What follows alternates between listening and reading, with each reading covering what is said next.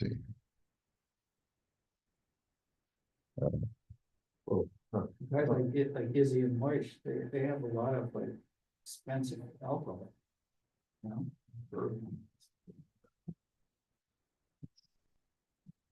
Yes. More than what people of whiskey. Yeah. Okay, well, I didn't have a much of a chance to look into this topic of the avoidance of selling your house to an akum, a nachri, and whether that applies even to a nachri who is, let's say, observant of the Sheva Mitzvahs B'nai Noach. But certainly in Eretz Yisrael, it's a problem. Chutz la'aretz, it's only a problem if no one else is willing to give you fair market value. Okay, and it's also it's based on a concern that a nachri in a Jewish neighborhood could potentially create problems for the rest of the neighbors. And what I would suggest is that is a real concern. And I don't think that it's something that people think about when they put their house up for sale. When people put their house up for sale, they figure it doesn't matter to me. I'll just try to get the best price. But it actually is considered virtuous if you try to sell your house to a Jew. It's to the benefit of the other neighbors. It's interesting. The one thing that I don't really see a lot anymore. I see from people moving into Thornhill. I don't see non-from Jews moving into Thornhill anymore. You see non-Jews and you see from Jews, but you don't see non-from Jews. Never understood why non-Jews want to pay over the market price to live in these neighborhoods. I think it's because of the school district, and also the accessibility. So the school district apparently is very good here. It seems like so much higher than they could get anywhere else in the GTA. I don't know. I don't know if that's the case. Living close to a shore. I don't know if it's true that you're paying a premium. I think the housing is expensive all over. Maybe. Okay, so now we go. We now go weiter. Din haskaras bayis lanachri bein b'chutz la'aretz bein Eretz Yisrael kedim mechiras bayis lanachri b'chul uchanal. The same thing would pertain not only to selling but also to leasing. Ela dahaschiras chamura litzad sha'asura b'chol inyan im hanachri. Let's see. Well, it looks like I lost the line.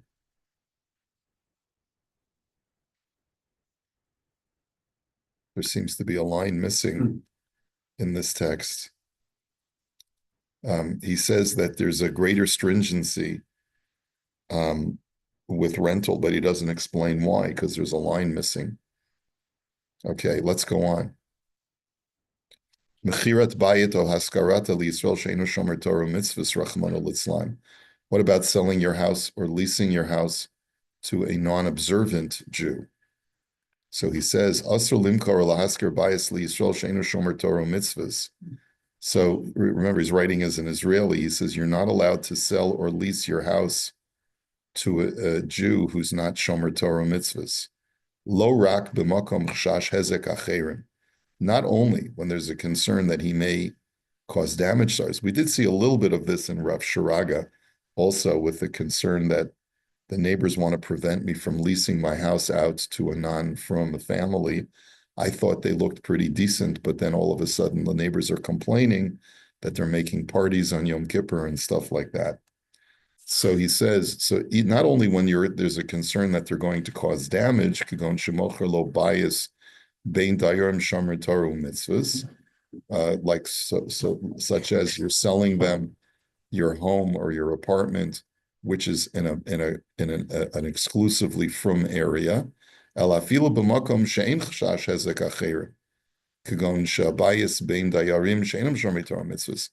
even in a neighborhood which is not exclusively from, right? So there's not the same concern that they're going to create a major disruption. You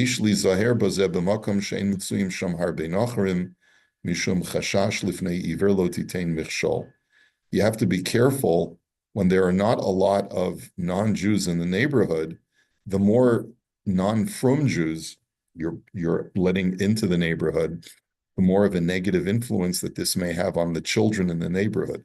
Ve'ein chiluk bein be'eretz Yisrael or bein b'chutz la'aretz, and there's no distinction here between Eretz Yisrael and Chutz la'aretz. So I think that's quite interesting. I don't know who the source is that he's quoting, but this is certainly one of those types of potential areas of damage, which is not something that we typically think about in our world, okay? But it might be worth thinking about. Am I contributing to something negative happening in the neighborhood? I think it's a hard case to make to the mindset of diaspora Jews today. I could think maybe of certain communities where this is an issue, like in New Square or something like that.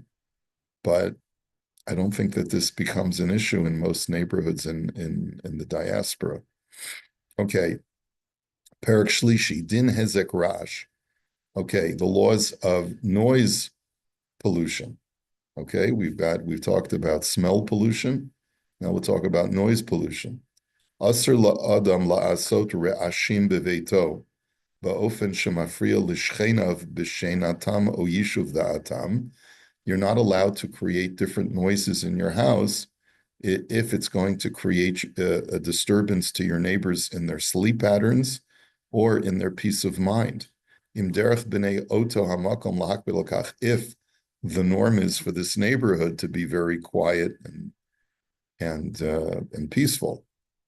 The bistama al das kain kana osa harash et beito, because we assume that when the person bought his house, he bought it with the understanding that he was going to comply with the different sound ordinances, and even beyond the sound ordinances of Dina de Malchuta, there's also the issue of just keeping with the standards. Noise standards of the community. Like, for example, if a guy's got a race car or a motorbike that he loves to rev up and down the block, that could be a problem of noise pollution in addition to any other issues. But if the neighbors, it's considered to be within reason, and the neighbors don't mind this kind of noise, or they're not prone to minding this kind of noise, mutter lo la'asot ha're'ashim ve'eno tzarich lahashkiach b'ta'anat ha'shachem. Then he's allowed to make these noises, and you don't have to heed the complaints of the neighbor. Debazeh gamkein b'stama ha'shachem kana al das kein et beito rotzalomar lisbol re'ashim hanal. Because if these noises are prevalent within the neighborhood anyway, so then we assume that anyone who moved into the neighborhood did so with the understanding that they would have to endure a certain amount of noise. So, for example, if I bought a place right near the train station, that's what my dad tells me. He grew up near the L train, or and when my mother met her future in-laws, she couldn't believe every few minutes there was this going by their apartment in Manhattan. And, that's how people lived back then. You get used to it. Somehow you don't even hear the noise after. Yeah, used to it. Or let's say nowadays, if you in a neighborhood where planes fly overhead, I know in the 5 towns, for example, it's right near JFK Airport. People have planes overhead all the time. Yeah. We're on a flight, but it's relatively minor, the flight path here. But people live near the rail tracks too. Yeah, that's right. There are train tracks not far from here also, right? So if that's the standard and people are used to those kinds of noises, it's a harder case for them to make that you're creating a nuisance through your noise, unless it rises well above what the standards are.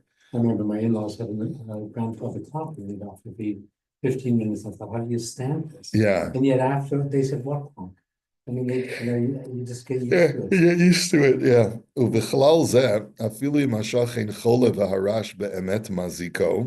He says, included in this is that even if there's a neighbor who says that this noise is contributing to my deteriorating health, or that they're sick and they need quiet, Imrov b'nei adam osim oto tashmish b'veitam. But nonetheless, if most people do that kind of activity in their home, he doesn't have a right to complain. And sometimes it's incumbent for the neighbor who is sickly to have to distance himself. In other words, if you can't stand the noise, you're going to have to move. But if, let's say, most people in this neighborhood operate their blenders and have their radios playing during the day, and it's disturbing to you, but everyone else in the neighborhood is doing it, then you can't coerce me halachically to reduce that noise. Now, does that affect you whether you're inside your house or outside? For example, let's say your next door neighbor has like 7 kids, little kids or whatever, and then they have friends come over and it's just like crazy out there. You know, it's nice summer day. You want to go outside and read, but you can't because it's too crazy. Yeah. But you can go inside and you may not hear Yeah. Well, I sympathize. Yeah. My grandkids just came after midnight last night. So I didn't get out of bed. Karen went downstairs.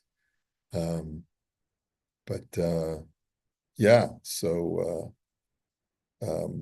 again, it depends. If it's a neighborhood that's a senior, it's a retirement community, and these kids are visiting their grandparents for Yontif, and then they're creating this nuisance, you do have a right to go over to your neighbor and say, come on, you've got to restrict these kids. Of course, then you look like Scrooge, you look like the grouchy old man, right? Right. But you do have a right, if it's a retirement community, let's say, and everyone's used to a quiet without kids screaming and running around all the time, then you do have a right to make a demand. Now, the guy could say, well, take me to Basin, right? And the kids are only there for Yontif. And the Basin's not convening. That's right. That's right. So by the time you take him to Basin, the kids are going to be gone. There's not much you can do about it. But the question is, right, the question is, what is the correct thing to do? The correct thing to do is if your kids are visiting in a very bucolic, quiet area, it is incumbent upon the neighbor who has these kids to reduce their noise to something that fits in with the standards of the neighborhood. How about a yapping dog late at night? The neighbor will take the dog out at 11:30 and they sit in the backyard and yap. Yeah. Okay. Yeah. Somehow I have less sympathy for that. I mean, thank God we've all had kids, and when our kids were young, we didn't seem to mind so much they made the noise, and then when Right. we get older, and so with a dog, I just find that maybe because I'm not a dog owner, and I know that I like dogs, but it just seems more problematic. I agree. And I guess a lot of it will depend upon the standards in the community. If there are already many other dogs in the community that do that, so it's a harder case to make. Also, it depends on the frequency of the sound. Yeah. Frequency is High pitch, yeah, whether it's a high pitch or a low sound. Yeah, the smaller the dog, the higher the pitch. Okay. V'mein minhag kavua bo'to makom lahakbid al kach o lo. What if there is no standards in the community? It's like a brand new community. People are moving in. So da'at harama zal she'ein ha'oser rash tzarich la'ashkiach b'tanat ha'shachen. The Rama is of the opinion that you don't have to heed the complaints of a neighbor when he complains about noise. Well, obviously, it's, we're not taking into account the Malchusa noise ordinances and things like that. Ulam dat maran zal, shetzarech ha'oser rash la'hafsik mishum tanat ha'shachein, ela im kein hachazik bekach al derech shenit ba'er beperak aleph. He says, however, the Machaber is of the opinion that anytime a neighbor complains, you have to heed their complaint unless you already have precedent. B'med dvarim amurim kishe'ein hashachein choleh, aval im hashachein choleh o chalush, ahamezeg v'yodua she'harash mazik libriuto. The only time there's a machlokes is when the neighbor is healthy. But if the neighbor is sickly or weak, and he claims that this is compromising his health, then because there is no standard practice in the community, the neighbor has to stop. And that's true even if he has had a precedent for doing this already in the past.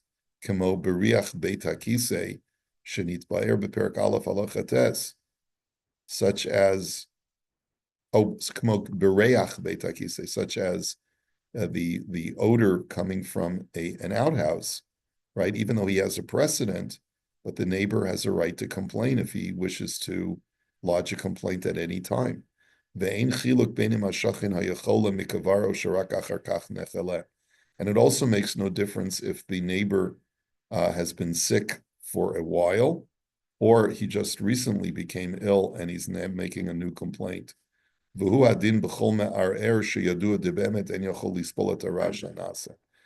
this is true in any situation where it's clear that the neighbor really can't tolerate the noise. And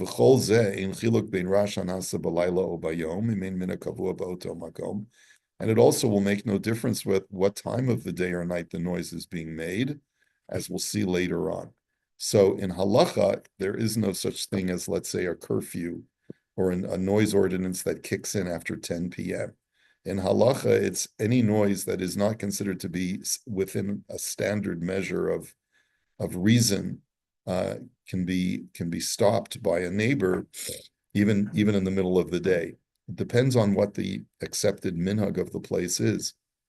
Now, it's clear that if you live in a suburban neighborhood, once it's 7 o'clock in the morning, you got your mow blowers. What are they? You got the guys who are For the leaves. yeah, for the leaf blowers and the grass blowers, and there's so much noise, and the construction workers, there's invariably noise. I mean, I know we all know this because when we've been sick and try to take a nap or something during the day, you hear the noise.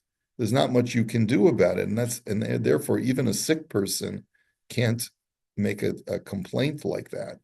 But if there is no such standard, so then you are allowed to lodge a complaint, and that complaint has to be heeded.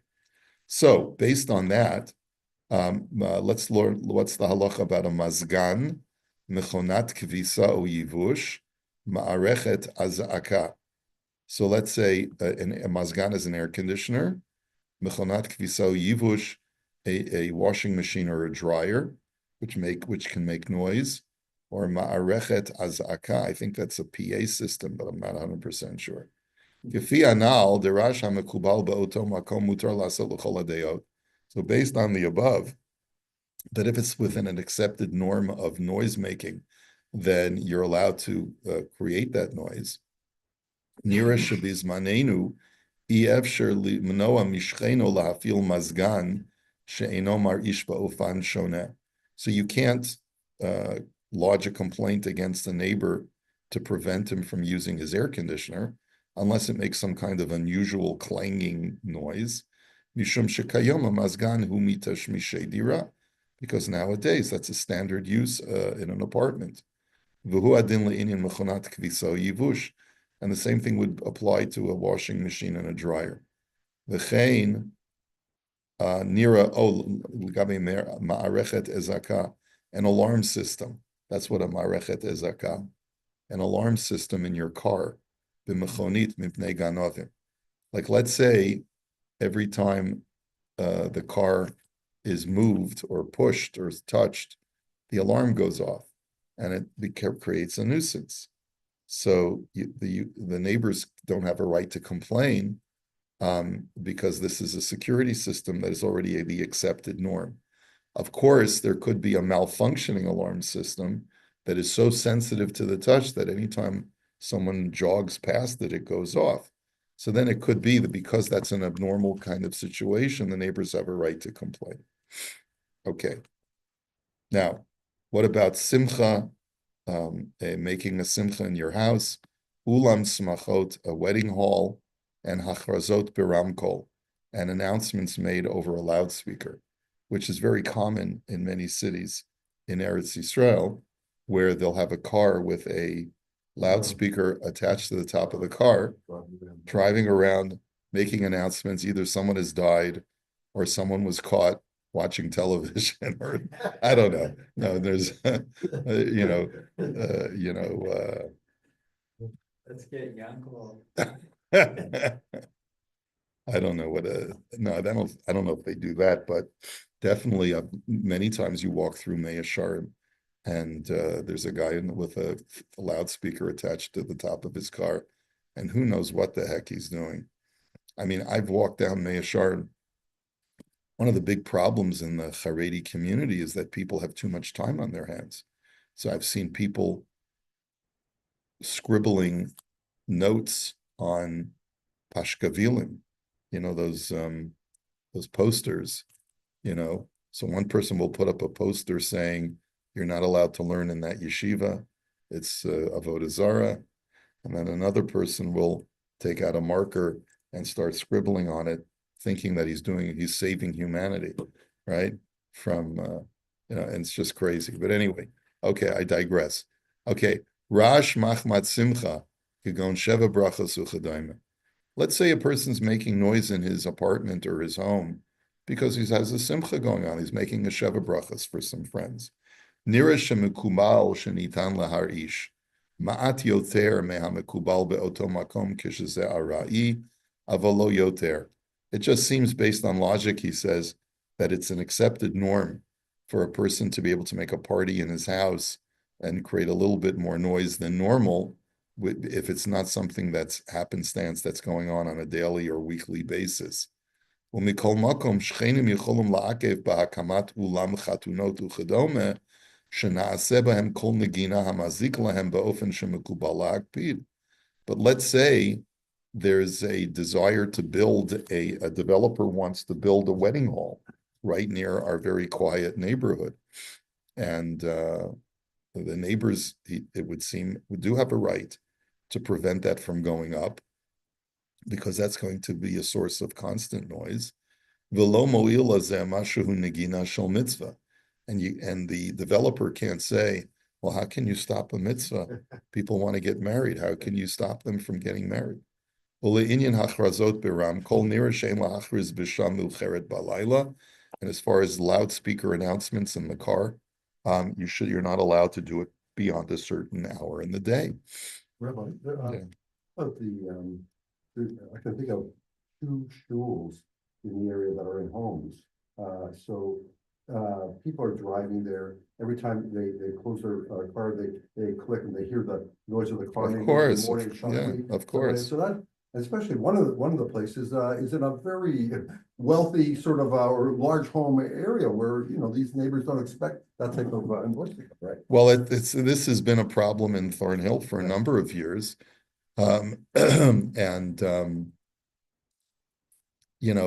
First of all, there are ordinances and laws on the books that you're not supposed to set up a business operation in a residential neighborhood that's going to create a density of traffic or a noise, a nuisance.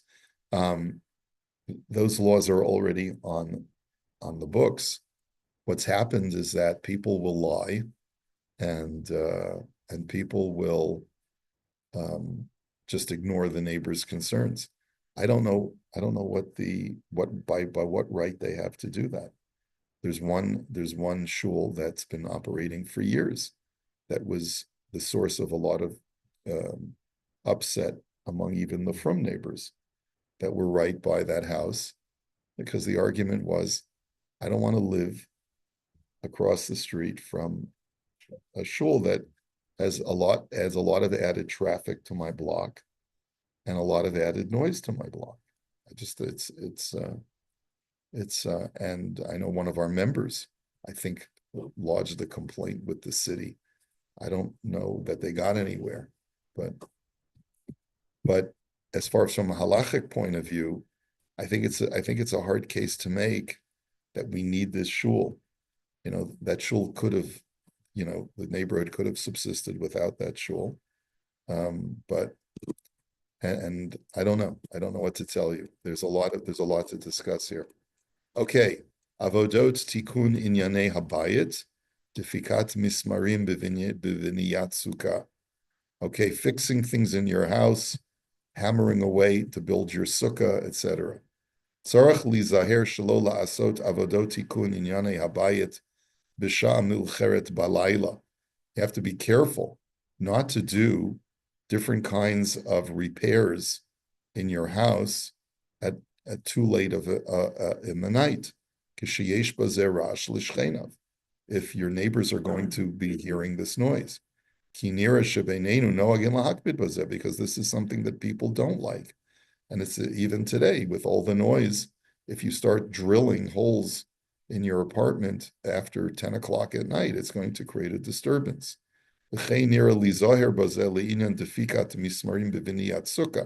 Same thing would be true, is that you shouldn't be hammering nails in your sukkah past a certain hour at night. Okay. Hafalat tape o psentar. We're blasting a radio. Okay. Okay. A psentar, I think, is a recording machine. What is it? Oh, a piano. A piano. I think you're right. Okay. He'll verify for us. Okay, so playing recorded music or playing a musical instrument or a piano. The kol ram ba'ofen shemafri l'shchein. If you do it in a way that it's disturbing your neighbor, nira detalui b'machlokes maran v'harama zal hanal b'halacha aleph. It would seem that this is a machlokes between the Rama and the Machaber that we learned just a few minutes ago, which is that the Rama is more liberal when there's no established minhag, and he allows the neighbor to make whatever noise he wants. But according to the Machaber, anyone who claims that this is bothering him, you have to heed his complaint. Okay. And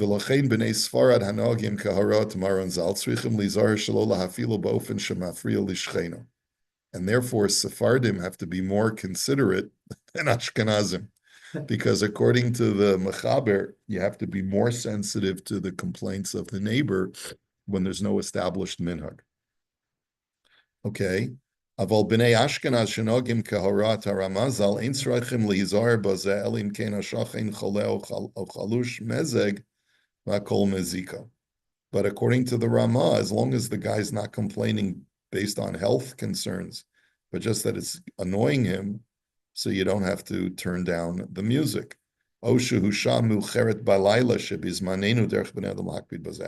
Obviously, if it's at a late hour at the night where all the neighbors would be annoyed by this, then even the Rama would agree. But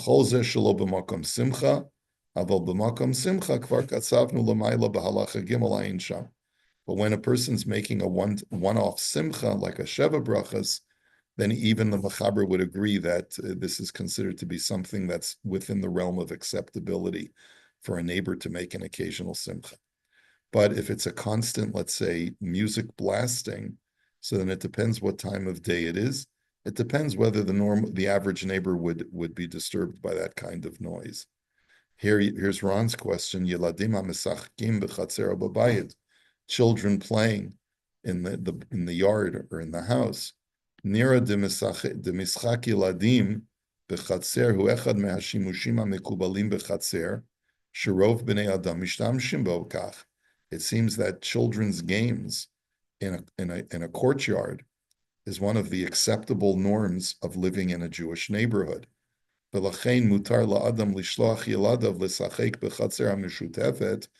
therefore, you're allowed to send your children out, let's say on a Shabbos, to play at the yard. And it's also permitted to let your children play during the daytime in someone's home. But if there is an established time of the day where people go to bed, so then you have to prevent your children from noise making. Even if it's in a private home, if these games that the children are playing are going to create a disturbance to the neighbors when they're not used to that disturbance. Here's an interesting one. Amiras Tehillim al yedei yeladim b'Shabbat. There are certain communities where they gather the kids together and they have them say Tehillim really loud, you know, like at Pirchei Benos, whatever. Al kolpanim b'shot hamenucha mekubalot b'oto makom. And therefore, if there's a place where people, you know, want to rest in Shabbos afternoon, ein la'argein amirat Tehillim ba'ofen she'ashchenim nizokim. You shouldn't organize a Tehillim club to start yelling the Tehillim out in the middle of the neighborhood. Uvisha'ar hayom, but on other times during the day, adin kanal halacha aleph, that the halacha will be, like we said before, that it all depends on whether the neighbors are prone to tolerate this noise. Afal pishu devar mitzvah. Even though it's a mitzvah, you could say, well, what would be more important than getting kids together to learn how to say Tehillim? And they're doing a mitzvah, but that doesn't give a person carte blanche to intrude on the peacefulness of the neighborhood. Okay, we'll hold it here. Our schedule is we're off for Chol HaMoed, and we'll resume Bezrat Hashem the last day of Pesach is a Sunday, so we should be on for Monday morning, the day after Pesach. Okay, let me wish you all a good Shabbos, Chag Sameach. Really, the Kasher Sameach. live in the moment, everyone. Chag Sameach.